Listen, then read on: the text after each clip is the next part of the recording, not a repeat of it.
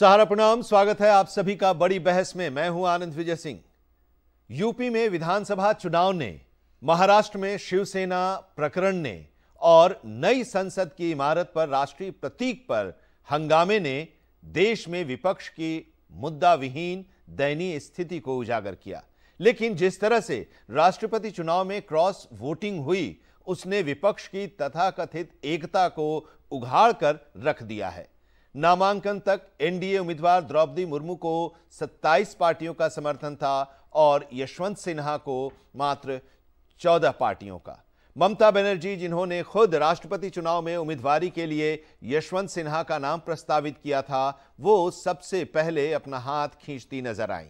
क्या उनके खिलाफ सीबीआई की दर्जनों चार्जशीट और कलकत्ता हाईकोर्ट की उन पर नकेल कसा जाना इस यू टर्न का कारण था?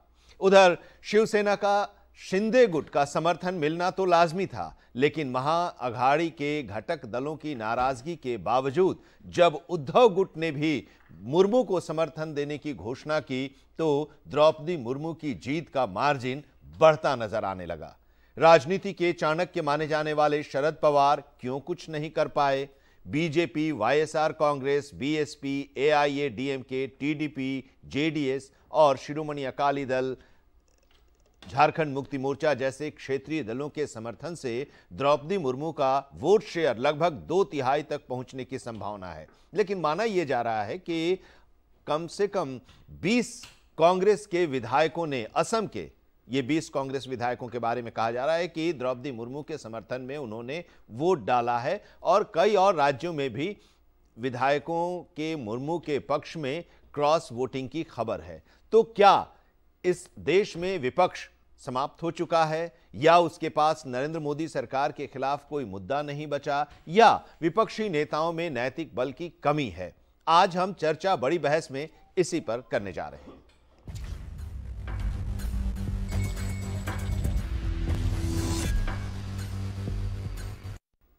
और आज हम चर्चा यही कर रहे हैं कि विपक्ष की एकता क्या दिख रही है, जो संसद के अंदर, संसद के सत्र के दौरान दिखाई देती है, वो संसद के सत्र के बाद या जब किसी बड़े मुद्दे पर विपक्ष केंद्र की सरकार का विरोध करती नजर आता है, तब वो एकता दिखाई क्यों नहीं देती? आज हम चर्चा इसी पर करने जा रहे हैं। हमारे साथ आज बेहतरीन पैनल है। मनोज पंडित जी, बीजेपी के नेता, हमारे साथ जुड़े हुए हैं। मनोज तिवारी जी, कांग्रेस के वरिष्ठ नेता, हमारे साथ इस चर्चा में जुड़े हैं। आपका स्वागत है मनोज जी। और राघवेंद्र दुबे जी, समाजवादी पार्टी के नेता, हमारे साथ इस चर्चा में हैं। बहुत बहुत स्वागत है राघवेंद्र जी आपका। रॉबिन शर्मा, राजनीतिक विश्लेषक, हमारे साथ इस चर्चा में जुड़ रहे हैं। आपका भी बहुत बहुत स्वागत है राघवेंद्र जी, रॉबिन शर्मा जी। शुरुआत मनोज तिवारी जी हम आपसे करना चाहेंगे। कांग्रेस सबसे पुरानी पार्टी, अपना सबसे ज़्यादा लंबे समय तक शासन भी कांग्रेस ने किया, समय समय पर विपक्ष में भी कांग्रेस में रही। 77 में पहली बार विपक्ष में आई और उसके बाद फिर 89 के दौर में वो रही। पिछले 8 साल से एक बार फिर से विपक्ष में है। लेकिन जो एक धार होनी चाहिए, विपक्ष को लीड करने की के तौर पर कांग्रेस को होना चाहिए, वो आज दिखाई नहीं दे रहा है। कांग्रेस बड़े दल और विपक्ष के सबसे बड़े दल के तौर पर विपक्ष को लीड करते नहीं दिखाई दे रही है। देखिए आनंद जी, एक चीज़ मैं आपको ये बात कहना चाहता हूँ, जो आपका प्रश्न है उसका सीधा सा जवाब ये है कि कांग्रेस अपनी विचारधाराओं के आधार पर राजनीति में सरकार के और सरकार के जो जन विरोधी नीतियाँ हैं, उनका हर मौके पर विरोध करती नजर आई है और पूरी प्रबलता के साथ हमने अपनी विचारधाराओं को रखते हुए विरोध करने का काम किया। देखिए एक चीज़ मैं स्पष्ट आपको बताना चाहता हूँ। देखिए चुनाव अंक गणित का खेल है और इस अंक गणित में जो लोग समानांतर विचारधारा के लोग हैं एक प्लेटफॉर्म पे होंगे और जो दूसरे विचारधारा के लोग होंगे वो दूसरे प्लेटफॉर्म पे होंगे। चुनाव राष्ट्रपति का है और ये एक संवैधानिक पद है। हमने बिल्कुल स्पष्ट रूप से कहा है कि यह देश के लोगों को, ये लोकतांत्रिक सोच और लोगों की सोच का एक प्रतिफल होगा ये चुनाव का परिणाम। 2 उम्मीदवार हैं और अभी कोई राष्ट्रपति हुआ नहीं है, इसलिए इस उम्मीदवारी के ऊपर निश्चित रूप से हमने मंथन किया और हमने जो है यशवंत सिन्हा जैसे विद्वान व्यक्ति को अपना समर्थन दिया। हमने बिल्कुल तमाम लोगों को, विपक्ष के तमाम लोगों को ये कहा कि जो लोग हमारी विचारधाराओं से सहमत हैं, जो इस लोकतंत्र में भारत की इस संवैधानिक पद की गरिमा का ख्याल रखते होंगे, निश्चित रूप से खुले मन से उस पर विचार करते हुए और ये इस बात को परिमार्जित करेंगे, इस बात को वोट कहेंगे अपने वोट के माध्यम से कि सबसे ज्यादा योग्य उम्मीदवार कौन है। तो ये सवाल जो है वैचारिक लड़ाई है, विचारधाराओं की लड़ाई है। आपका प्रश्न था कि कांग्रेस जो है इस विचारधारा की लड़ाई में आपके ही लोग आपके साथ नहीं दिखाई नहीं, मैं आपको एक बात मैं समझ नहीं पा रहा हूं। बाकी पार्टी तो छोड़ दीजिए, बाकी लोगों की तो छोड़ दीजिए, कांग्रेस के ही लोग, मुझे लगता है कि इनके विचारों से इनके साथ मनोज भाई और वो विचारधारा, मनोज भाई आप भी बोलिएगा, जब आपकी बारी आएगी तो आप बोलिएगा।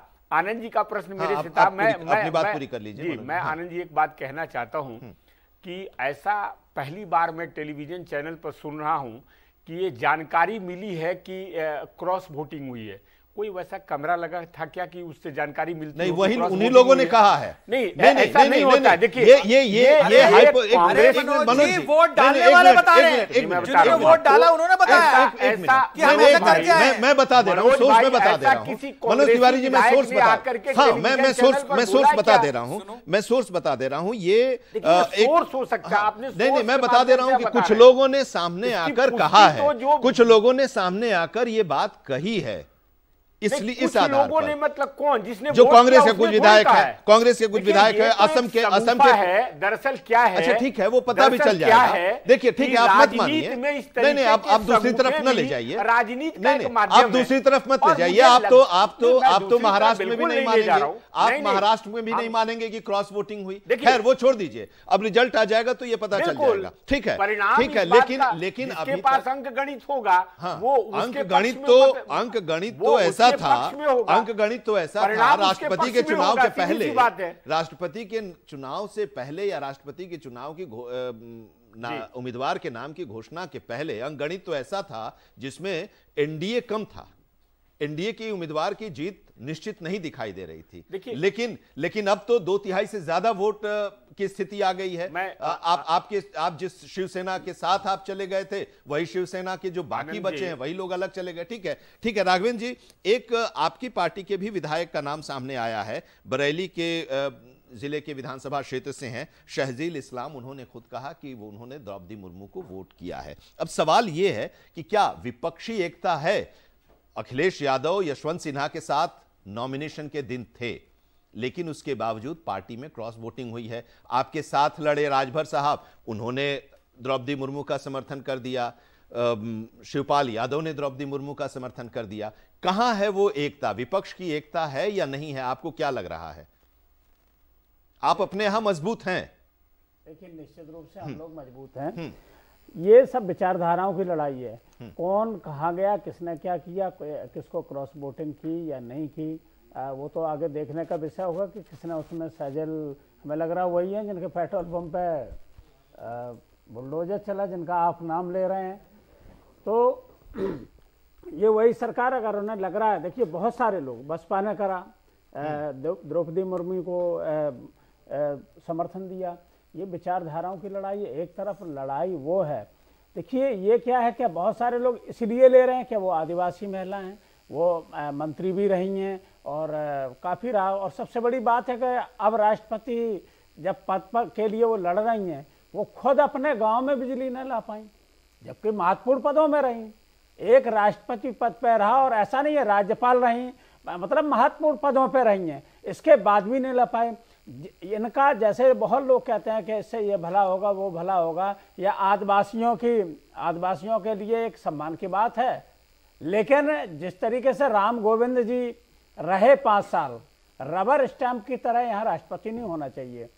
सिन्हा जी एक बहुत ही ये कहें कि बहुत अनुभवी राजनीतिक व्यक्ति और IAS रहे और प्रबुद्ध वर्ग से आते हैं, वो ऐसे लोग राष्ट्रपति होने चाहिए। दुर्भाग्य यही है कि जब तक वो केंद्र में मंत्री थे तब तक उनकी सारी विद्वत्ता आप लोगों की आलोचना में चली गई। देखिए लेकिन अब जब इधर इस तरफ से खड़े हो गए तो वो विद्वान भी हो गए, एक अनुभवी व्यक्ति भी हो गए, वो सब कुछ है, लेकिन उस समय तक तो वो सर्टिफाइड विद्वान है। भाई IAS रहे हैं तो उसमें अगर नहीं, वही मैं कह रहा हूँ कि एक वित्त मंत्री के तौर पर उनको सफल नेता मानते हैं, सफल वित्त मंत्री आप मानते हैं कि नहीं? बीजेपी वाले लोगों को नहीं, वित्त मंत्री के तौर पर यशवंत सिन्हा सफल रहे थे या नहीं? देखिए अब इस पर सब साफ हो जाएगा कि आप कल तक वो क्या थे और आज क्या है। देखिए वित्त मंत्री के तौर पर वो सफल रहे या नहीं रहे, बात उसकी नहीं है। देखिए यही है, सुनिए बात तो यही है ना कि आप किसी व्यक्ति का नहीं, एक मिनट, आप किसी व्यक्ति का मूल्यांकन तो आप उसके कार्यों के आधार पर ही करेंगे ना।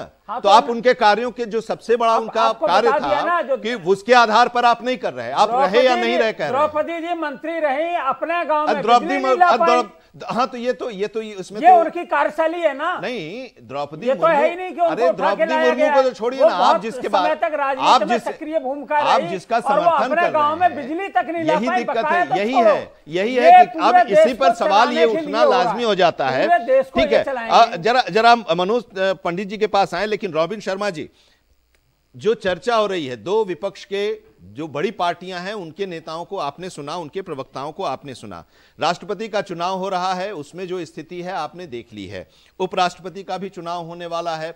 अब सवाल अब यह है कि विपक्ष है, और अगर है तो क्या उनके बीच एकता है? वो एकता जो कांग्रेस जब सत्ता में होती थी, यूपीए जब सत्ता में होती थी, तो उसमें जब विपक्ष तो वो बड़े बड़े मुद्दों को लेकर सड़क पर आती थी और सरकार का विरोध होता था, वो आज नहीं दिख रहा है। ऐसी स्थिति में ये सवाल उठना लाजमी है, विपक्ष है, आप महसूस कर रहे हैं?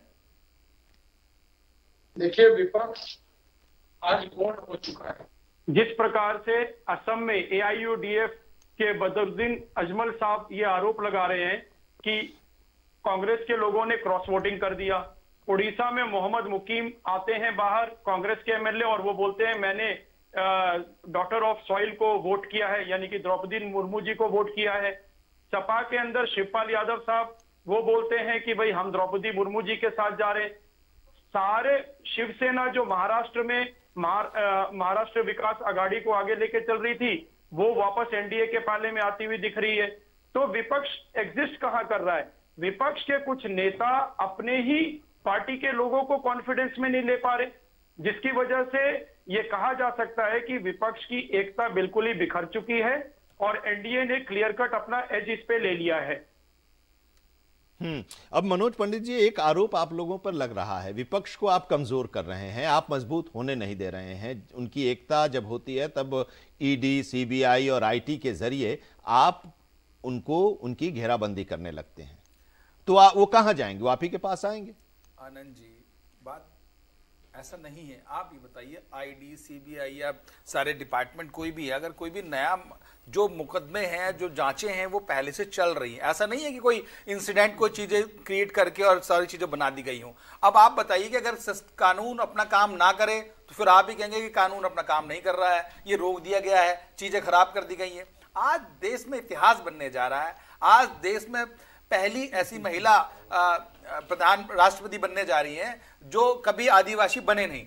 तो ये ऐसा नहीं है, ये प्राइवेट लिमिटेड कंपनी नहीं है कि यहाँ पे बेटा ही बनेगा, बाप ही बनेगा, या भाई बनेगा, या चाचा बनेगा। आप ये बताइए, जिस यशवंत सिन्हा का समर्थन सपा कर रही है, यशवंत सिन्हा ने ही कहा था मुलायम सिंह के लिए कि ISI के एजेंट हैं ये, तो तब तो इन्होंने बोला नहीं कि भाई यशवंत सिन्हा जी बहुत समझदार आदमी है। आज इन्हें समझदार लगने लगे, तो जब ISI के एजेंट बोल रहे थे तब आप विरोध क्यों कर रहे थे उनका? आज विरोध क्यों नहीं कर रहे हैं उनका? तो मेरा मानना यह है कि देखो, अगर कोई ऐसी आदिवासी महिला देश की राष्ट्रपति होने जा रही है तो उसमें सारे लोगों को समर्थन करना चाहिए और उसी समर्थन के हिसाब से चीजों को आगे बढ़ाना चाहिए। लेकिन ये तो है ना, अभी राघवेंद्र जी ने जब बात की, हमने जब उनसे कहा कि आपकी पार्टी के विधायक शहजील इस्लाम, तो उन्होंने कहा कि हाँ ये वही हैं जिनके ऊपर जांच चल रही है। तो इस तरह का डर या जांच एजेंसी आप उनके पीछे लगा देंगे तो वो बचने के लिए तो सत्ता पक्ष की तरफ आएंगे ही। शिवपाल जी के ऊपर जांच चल रही है क्या? आप मुझे बताइए, शिवपाल जी क्यों वोट डाल रहे हैं? या और लोग अभी जहां और जो असम में है या और जहां पे क्रॉस वोटिंग हो रही है, या अभी आप ये देखिए उद्धव ठाकरे जी समर्थन कर रहे हैं, तो क्या उनके ऊपर जांच चल रही है? कुछ नहीं, कोई जांच नहीं, सब समर्थन कर रहे हैं उस बात का। वो चाहते हैं कि जो आदिवासी महिला देश के प्रधानमंत्री होने जा रही है, ये एक इतिहास बनने जा रहा है भारत में, और उस इतने बड़े इतिहास में हमारी भी आहुति होनी चाहिए, और हम भी उसका समर्थन कर रहे हैं। ये बात उस बात। राघवेंद्र जी कुछ कह रहे थे। देखिए, मैं कह रहा हूं कि द्रौपदी मुर्मू जी बने, इससे किसी को आपत्ति नहीं। बात यह है कि जो आदिवासी महिला बनी, उनसे आदिवासियों का क्या कुछ भला होगा? क्यों नहीं होगा? रामनाथ कोविंद जी बने, कितने दलितों का भला हो गया? एक बार अगर आप बता दें तो बहुत अच्छा रहेगा। दूसरी बात, अभी आपने कहा कि ईडी वहां काम करती है। उत्तर प्रदेश में जब चुनाव थे तो कहाँ ईडी पहुंची थी? वहां कौन सी जांच चल रही थी? हमारे प्रवक्ता है राजीव राव, उनके यहाँ ईडी पहुंच गई, वहां जांच करी, वहां कुछ नहीं मिला। आपको पता एक है बार राजीव राय के खिलाफ अपने सुनिए सुनिए, पहले नहीं बोलने दूंगा, भटकाना नहीं, नोटिस कुछ नहीं गया। कहाँ नोटिस गया बताइए? अरे क्या बात कर रहे हो? ये पता ही नहीं है जब बता रहे हैं आपको जानकारी। जब मैं कह रहा हूँ जानकारी आपको नहीं है, पूरा पूछिए आप। पता अच्छा ये बताइए कि क्या विपक्ष एक है? राघवेंद्र जी देखिए, मेरा सवाल यह है, राष्ट्रपति का चुनाव हो रहा है, समर्थन लोग दे रहे हैं या विरोध कर रहे हैं, वो अलग चीज है, लेकिन क्या विपक्ष एक है? देखिए, हम विपक्ष की सकारात्मक भूमिका निभा रहे हैं। विपक्ष एक है या नहीं है, बहुत सारे लोग, जैसे मैं कह सकता हूं कि बसपा, जो अभी कहते हैं कि बसपा ने समर्थन दिया, बसपा ने उत्तर प्रदेश में भी इनको समर्थन दिया था जब विधानसभा चुनाव थे अघोषित। हमारी जिस दिन लिस्ट जारी हुई उसके बाद बसपा ने वही कैंडिडेट उतारे, उसी जाति के उसी धर्म के लोग उतार दिए जिनको मैंने उतारा था।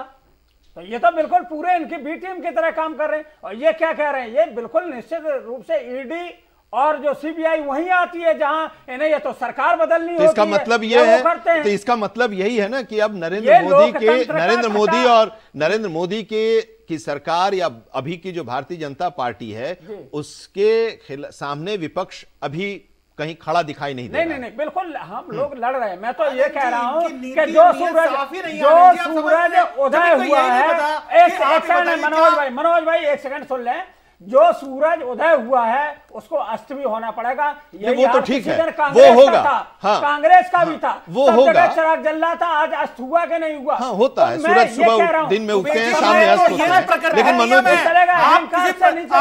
इन्होंने लोकतंत्र की हत्या करी, ये इतिहास बनाने जा रहे हैं। पर लेकिन अरे भैया, भुखमरी पे 101 नंबर। तो ये आप यही सवाल, ठीक है, वही सवाल, यही सबसे बड़ी बात है। मनोज तिवारी जी मेरा सवाल फिर आपसे वही है कि एनडीए एक है, एनडीए का एक नेता है, और एनडीए बीजेपी सबसे बड़ी पार्टी, और बीजेपी की तरफ से है कि भैया हम लीड करेंगे हमारी, अगर एनडीए सत्ता में आएगी तो।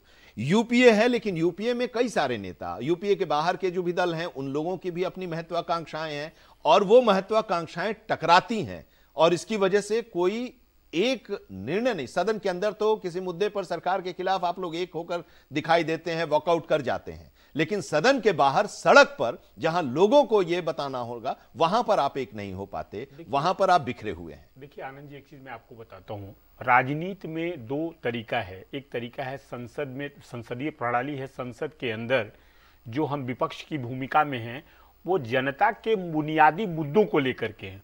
तो जनता के बुनियादी मुद्दों पर किन किन लोगों की सरकार से असहमतियां हैं वहां मामला है। तो संसद के अंदर अगर हम किसी विचारधारा को रखते हैं और हम यह कहते हैं कि जनता के विरोध में है, महंगाई का मुद्दा ले लीजिए, बेरोजगारी का मुद्दा ले लीजिए, इन तमाम मुद्दों को हमने कांग्रेस ने शुरू से उठाया है। दूसरी बात आप कह रहे हैं संसद के बाहर। देखिए संसद के बाहर बिल्कुल स्पष्ट है कि क्षेत्रीय दल, चाहे वो घटक दल यूपीए के हों या घटक दल एनडीए के हों, तमाम लोगों की अपनी अपनी राज्यवार राजनीति है। उस राज्यवार राजनीति में, चूंकि मैं स्पष्ट बोल रहा हूं, राज्यवार राजनीति में जितने भी दल हैं उन दलों की अपनी अपनी विचारधाराओं के साथ, अपनी अपने राज्यवार की परिस्थितियों के साथ वो राजनीति कर रहे हैं। तो ये कहना कि संसद के बाहर सब लोग एकीकृत नहीं है, ये बिल्कुल गलत है। मैं आपको एक बात कहना चाहता हूं, देखिए अभी राष्ट्रपति का चुनाव होने जा रहा है, आज संपन्न होगा। जो भी निर्वाचित संवैधानिक पद पर होगा उस सबका आदर, लेकिन हम एक बात कह रहे हैं, हमने बिल्कुल स्पष्टता ये शुरू से बोला कि दो उम्मीदवार हैं। आदरणीय मुर्मू जी हैं, द्रौपदी मुर्मू जी हैं और यशवंत सिन्हा जी हैं। यह लोकतंत्र का सबसे बड़ा संवैधानिक पद है और इस संवैधानिक पद पर भारत की गरिमा परिलक्षित होगी और इस परिलक्षितता को आपको यह दर्शाना है अपनी विवेक के आधार पर। मताधिकार का प्रयोग सबका अपना अधिकार है, लोकतंत्र में उसका अधिकार है। अब द्रौपदी मुर्मू को जो लोग मतदान करेंगे वो उनकी विचारधाराओं, उनकी अपनी विचारधारा है, लेकिन हम आपको बारंबार इस बात को कह रहे हैं कि देखिए विगत 8 वर्षों में भारत की राजनीतिक परिदृश्य को इस वर्तमान सत्ता ने बिल्कुल कुरूप बना दिया है। मैं एक बात आपको कहना चाहता हूं, देखिए आप बार बार 8 वर्ष से ही कांग्रेस सत्ता में नहीं है, लेकिन 52 वर्ष तक इस देश की जनता ने कांग्रेस पर भरोसा किया है और इसके पिछले बार हम 10 बता रहे हैं कि द्रौपदी मुर्मू के गांव में बिजली नहीं गई। आनंद जी, मैं उस बात वही तो कह रहे हैं। मैं 1 मिनट मनोज भाई, मैं उस बात पर आता हूं। मैं ये कह रहा हूं, आपका एक प्रश्न था कि यशवंत सिन्हा जी के योग्यता के आधार पर कि उनको वित्त मंत्री के रूप में वो सफल थे कि नहीं। ये तो भारतीय जनता पार्टी के लोग बताएंगे कि भारतीय जनता पार्टी के वित्त मंत्री होने के बावजूद भी आज वो मैदान में हैं और उसी दल के लोग अपने ही लोगों की योग्यता के आधार के खिलाफ खड़े हैं। तो ये तो सवाल बीजेपी से है। नहीं, ये आपसे आपसे भी है। मेरे से ये सवाल बीजेपी से वो अलग होगा, लेकिन सवाल आपसे भी है ना। मनोज भाई, द्रौपदी मुर्मू, सुनिए, आप द्रौपदी मुर्मू की बात कर रहे हैं, लेकिन आप यशवंत सिन्हा पर नहीं बात कर पा रहे हैं। द्रौपदी मुर्मू और यशवंत सिन्हा में सापेक्षता के आधार पर हमने कहा कि हम यशवंत सिन्हा को ज्यादा व्यापक दृष्टिकोण का व्यक्ति मानते हैं और हम यानी ये मानते कि इससे हैं, साफ ये है, हाँ, बिल्कुल, इससे एक साफ बात ये है कि अभी तक जो एक मिनट मैं अपनी बात पूरा करना चाहता हूं। आप जिस द्रौपदी मुर्मू और आदिवासी की बात करते हैं, भारतीय जनता पार्टी के प्रवक्ता महोदय से मैं एक बात पूछना चाहता हूं। 2006 में वनाधिकार कानून आया था। वनाधिकार कानून किस लिए आया था? आदिवासियों के हितों की रक्षा करने के लिए। आप बताइए, आदरणीय द्रौपदी मुर्मू जी ने 2006 में वनाधिकार कानून का समर्थन क्यों नहीं किया था और उसकी प्रबलता के लिए काम नहीं किया था? 2017 में सुकमा में 121 आदिवासी जेल चले गए, उसके खिलाफ में आंदोलन क्यों नहीं किया था? देखिए, ये सब बातें नहीं है। सत्ता के खेल में सत्ता का ध्वंस जताकर और सत्ता के दम पर लोकतंत्र को विकृत करने का काम ये देश के लिए बहुत अशुभ है। और जहां तक विरोध करने का सवाल है, लेकिन ये बात आप लोग कहते आ रहे हैं, ये बात आप लोग कहते आ रहे हैं। नहीं रहे, हाँ, लेकिन एक तो ये भी है, एक बात ये भी है कि इतनी पार्टियां आपके साथ हैं। एक मिनट, आपके पास कोई ऐसा उम्मीदवार नहीं मिला आपके पूरे विपक्षी खेमे में। एक मिनट, मेरी बात पूरी होने दीजिए कि आपके पास पूरे विपक्षी खेमे में कोई ऐसा व्यक्ति नहीं मिला जो राष्ट्रपति पद का उम्मीदवार बने। बीजेपी से छोड़कर जो आए वो आप आए। अब पता नहीं आपकी विचारधारा को उन्होंने समर्थन किया कि नहीं किया, ये मुझे नहीं पता। नहीं, ये मुझे नहीं पता, ये नहीं पता। लेकिन ठीक है, रॉबिन शर्मा, उसका जवाब दे देता हूँ। यशवंत सिन्हा जी ने स्पष्ट बोला है कि भारतीय जनता पार्टी अपनी विचारधारा से अलग हो चुकी है और ये देश के लोकतंत्र के लिए खतरा है। ये आप जब विपक्ष में जाते हैं तब लोकतंत्र खतरा में होते हैं। देखिए, भारत इतना कमजोर नहीं है, भारत इतना कमजोर नहीं है कि उसके लोग, जो हर कोई आदमी उसके लोकतंत्र को खतरा बताने लगे। नहीं, देखिए, ये रटाया छोड़ दीजिए। नहीं, ये लोकतंत्र को खतरा, अरे लोकतंत्र को खतरा, अरे मनोज तिवारी